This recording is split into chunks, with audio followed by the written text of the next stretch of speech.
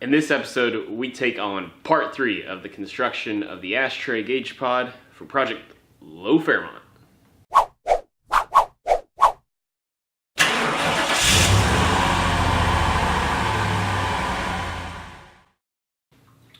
Welcome to another episode of Straight Six Fan. That is me, Grant Tommy, and on this channel I like to focus on budget-minded, relatable, creative builds, a little something I like to call offbeat hot rodding. And today, like I said in the intro screen, we are trying to knock out, just get a little further, do whatever we can today on the ashtray gauge pod for Project Low Fairmont. I do have it pulled out of its bay today. Took it on a good 10-minute drive, 10-mile drive, 12 mile drive yesterday, so that felt good.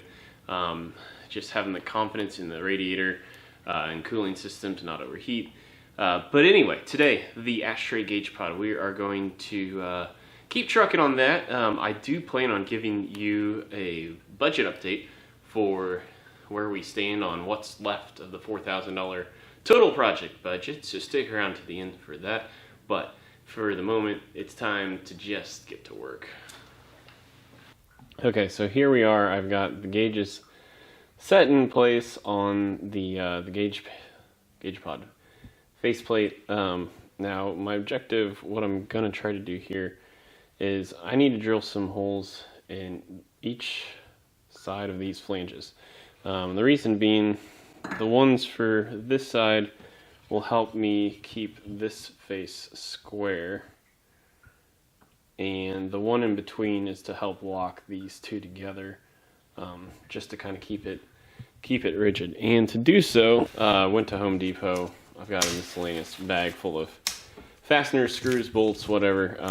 So before I go gluing these on, I do want to sort of test fit everything and mark my holes so then I can do the proper drilling. So I do have one side dried in. You can see I've got threaded in, and what's perfect is the size of the washers to kind of space me off the bracket. I don't know if you can see that too well, but I've countersunk the screw head on this side, so when I veneer, it'll go right over the top.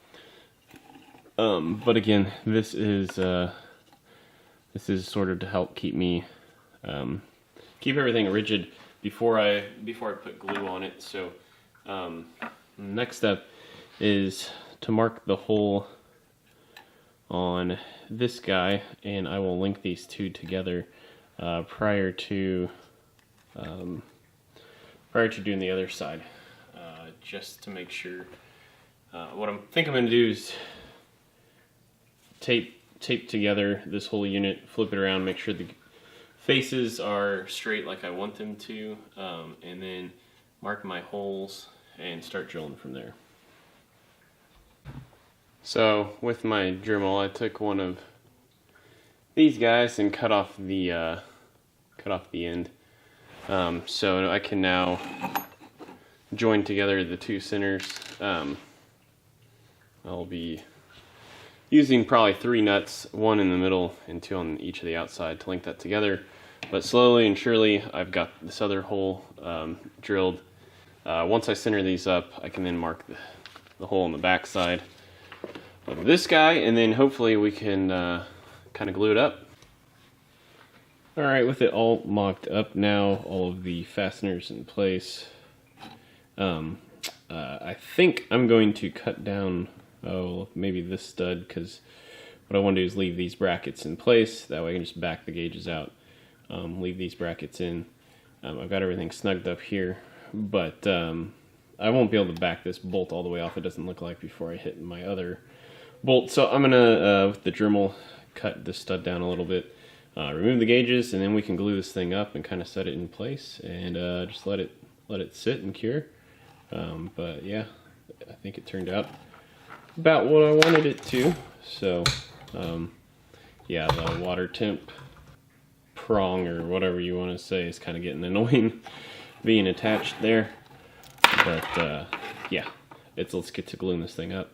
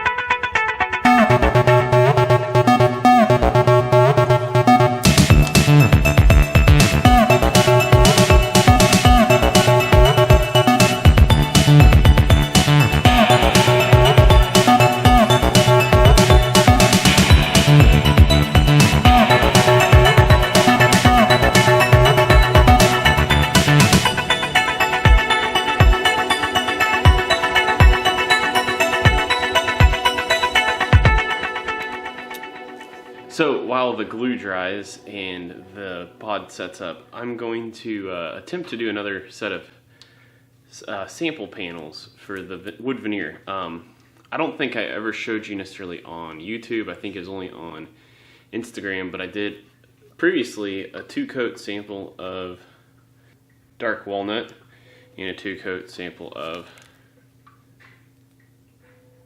Bombay mahogany. However, I think what actually happened was I put the first coat of this on and the first coat of this on, and then I did this number because the samples came out dang near identical. So to avoid that from happening again, I'm just going to take one of these, do the test sample, let coat 1 dry, and then do coat 2, and then walk away, and then come back and grab the other can. So anyway, we're going to do a couple of test samples on the extra veneer I have, and that's going to help us understand what the best, which two's the winner, and it's going to match my dash accents better. Okay, so pretty happy with the way that all came together. I'm just going to be super precautious, because kind of let it dry overnight. I have started the dark walnut stain test sample, but another thing, if you guys didn't catch my Monday live stream, because I ended up pulling it down from YouTube, just because it's not really like the quality of video I really want on my channel, but I shared, I got new lights in the garage, so hopefully you've been able to tell a little bit difference in the quality of video, better lighting and whatnot. Thanks for last episode. You guys did help me find a 3/4 inch grommet for the firewall of Project Low Fairmont, so that is fantastic. It was at Home Depot, but speaking of Home Depot, I did want to, as I promised, give you guys a budget update. I'm going to go ahead and count the gauges since they're pretty much ready to be installed now. As you know, that's the rule. It's gotta be, I have to be installing the part before I actually ping the budget, but I think now is as good a time as ever. So we began this episode at $1,671.35, and the products you saw in this episode, and the reason why I mentioned Home Depot was all those miscellaneous, the brass flange screw bolts, whatever, and nuts and all that stuff. $4.68. The gauges themselves, I was able to use a gift card that I had laying around from Jegs, so that came at $40.53. And then yesterday I went to the scrapyard and took the old radiator from Project Low Fairmont and some miscellaneous stuff I had going on. So I put $10.75 back into the budget, which means this episode I'm only taking out $34.46 from the budget, bringing the remaining total out of the original $4,000 down to $1,636.89. So there is the update on that. Hopefully tomorrow I can get back out here and maybe start cutting the veneer out for it, or running some wires for the lights, which is another thing. I did decide on the gauge pod. I think I am going to wind up using the cigarette lighter wire for the power for these, and I'm going to wire in a switch, because I was driving Project Low Fairmont around the neighborhood at night this past week, and with the lights on, the brightness of the gauges themselves, the primary gauges, is less to be desired leaves a little less to be desired. There we go. So I figured tying in some more lights isn't going to help that. I figure I'll just be drawing more from that and maybe make it even worse. So I'm just going to wire in a switch from the cigarette lighter and power it that way. Now, obviously, I'll have to remember to switch that off when I leave for a night or whatever, so I don't drain power that way. But luckily, being a light, I don't think that's going to be much of a struggle, because if it's dark out, I think your eye's going to be like, oh yeah, there's still a light on in the car, you know? So anyway, that's one other thing I do have to get done on the gauge pod. But from here, I think it's going to be pretty smooth sailing. I think I've got everything I need. I did last week test fit the whole unit, seeing if I could slide it in the ashtray, and it's tight, but it will work. But hey, that's going to wrap up this week's episode. I hope you enjoyed it. One more reminder, you can get a straight 6-fan Pistons tee if you follow the link below to my Spreadshirt store. If you missed parts 1 and part 2 to the Gauge Pod videos, check it out up in this region. That'll do it for this episode. Reminder, like, comment, subscribe, or share. I don't really care which one you do, just please do one of them, whichever one you're most comfortable doing. That'll do it for this episode. Until next time, peace out.